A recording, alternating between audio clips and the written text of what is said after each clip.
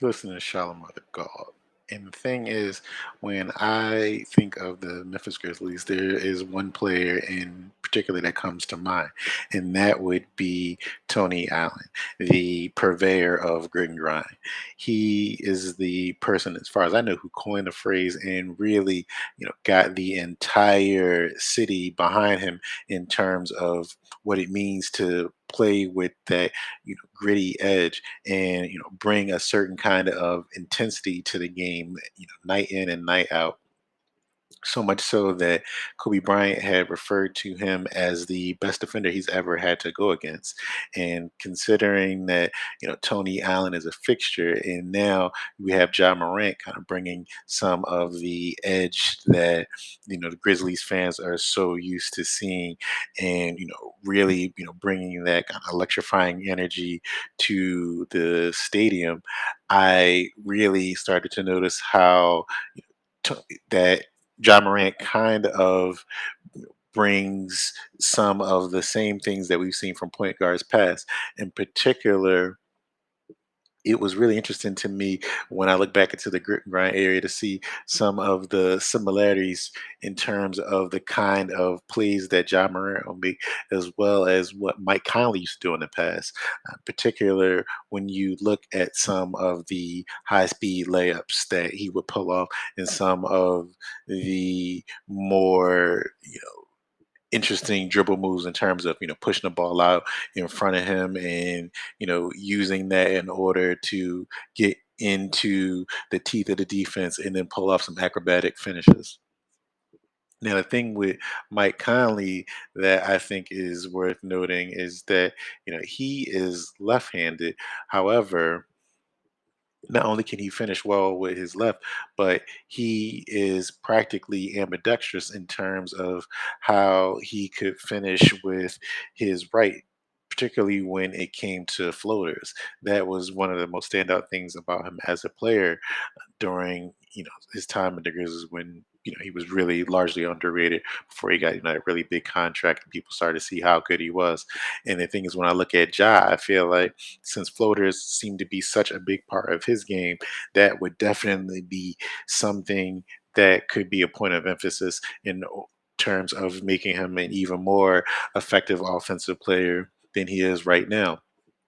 And the thing is, that's one of the things that I really think is important, particularly for young players who are trying to work on their skills, is to play towards your natural strengths. If you're going to learn from another player, then let it be something that fits into your game, something that you would go to many times without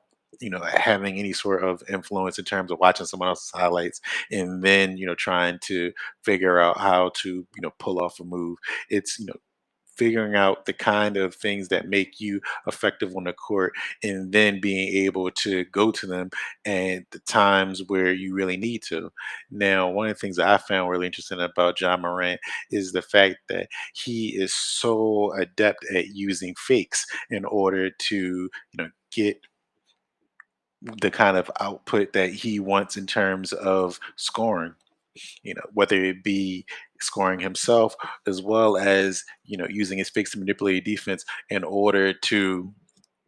get his teammates in the position to score. Now, he can do this in a number of ways, and the thing is, he can do that at pretty much any moment. He has a lot of creativity in terms of the way that he uses fakes in order to either make plays or create a play seemingly out of nothing. And one of the things that jumped out at me when I thought about him is the possibility of learning from a player like Rondo, who is known for using some pretty great fakes in order to either score or set up his teammates. And the thing is, because Ja has such a natural propensity to do that kind of thing, I think it would make too much sense for him to be able to learn from a player like Rondo, so that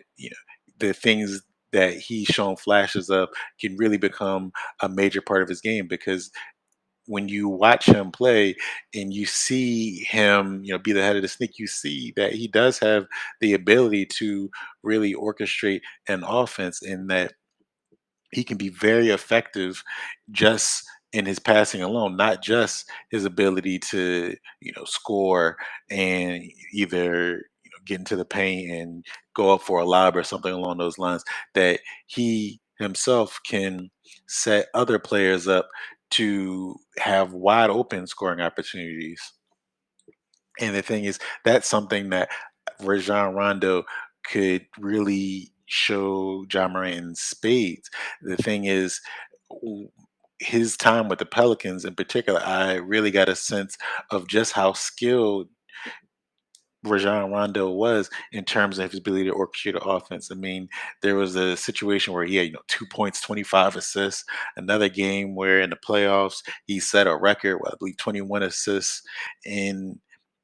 just the amount of times that he could set up the players on the Pelicans to, be able to immediately catch it in the score.